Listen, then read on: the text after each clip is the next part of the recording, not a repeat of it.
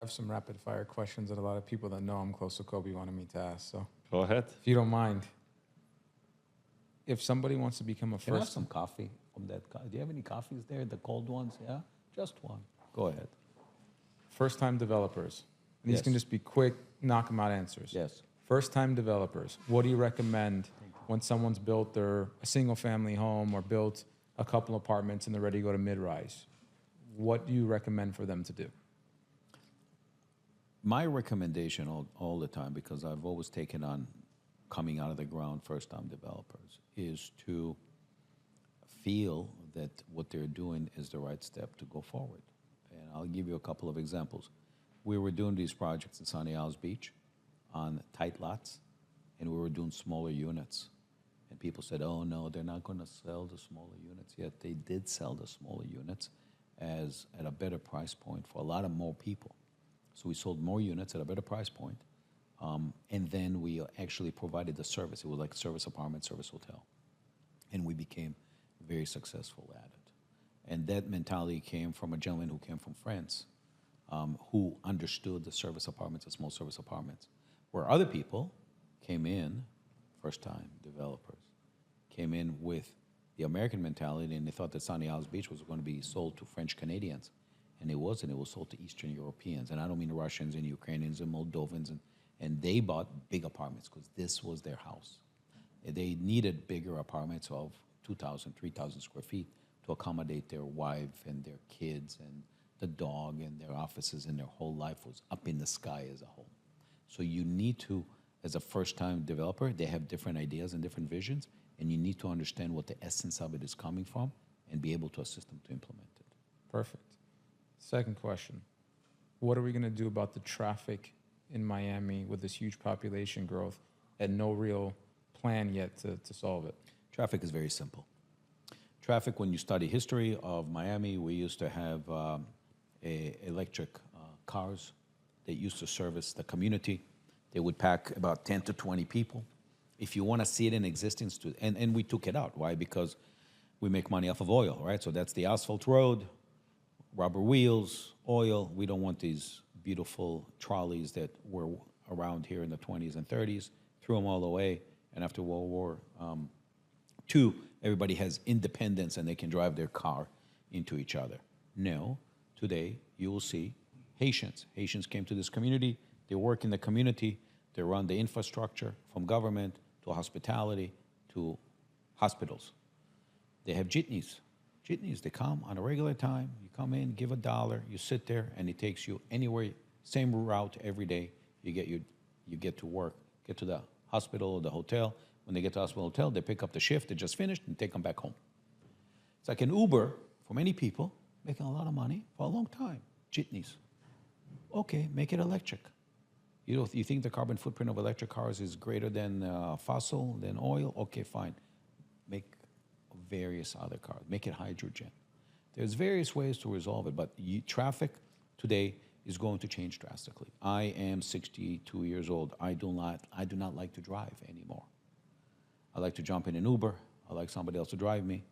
And if I don't mind if there's an electric car that has 5, 10 people in there and they're all on their iPhones, takes me to the same destination, then God bless America. And that's where we are going quickly.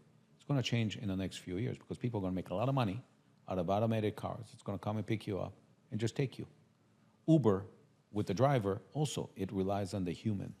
But that's going to change. In China, they already have autonomous vehicles. And it's going to change rapidly and quietly without any big hoo-ha, and it's going to make a lot of money for a lot of people because you can put 4 or 5 people in a car going to a destination, and they're happy to do it.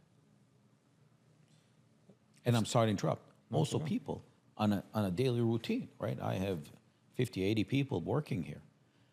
They come on scooters, they come by Ubers, they don't all come by cars. But if there's a mode of transportation that brings them every day to the same place, school, hospital, nurses, doctors, teachers, students, every day I come to work about the same time. You know, they can pick me up and drop me off here on a regular basis. That's where we're going.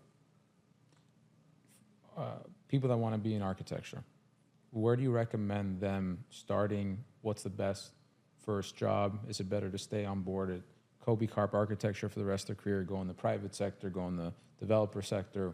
What do you think is the best road for success if somebody wants to make a great living for themselves? Look, I studied architecture on the street. I worked in construction, I worked in hospitality, I worked in landscaping. I never thought about opening up my own business. I came and I joined a firm, and they gave me $30,000 a year versus their other jobs were $20,000 a year in Baltimore, Maryland, or Minneapolis, Minnesota. I came here for 1 year before I go to grad school, and I liked it. Why? Because I would sketch, and then the next week they would start construction of a hotel that we would draw by hand. There was no permitting to do in the Caribbean, and I loved it. And so I became more and more entrenched in it. My partners did not want to work in the United States of America. They didn't like the legal system. They didn't like the tax system. They were British Tories, and they were working offshore.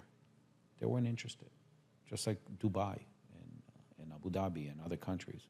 So that appealed to them. And they're still in Turks and Caicos. They're still in St. Lucia, Martinique. And that's where they stayed. And I stayed here because I got married and I became part of the system.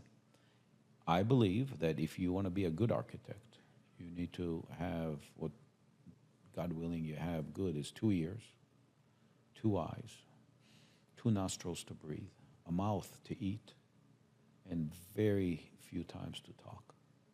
And the more you listen, the more you see, the more you hear, the better you'll become as an architect.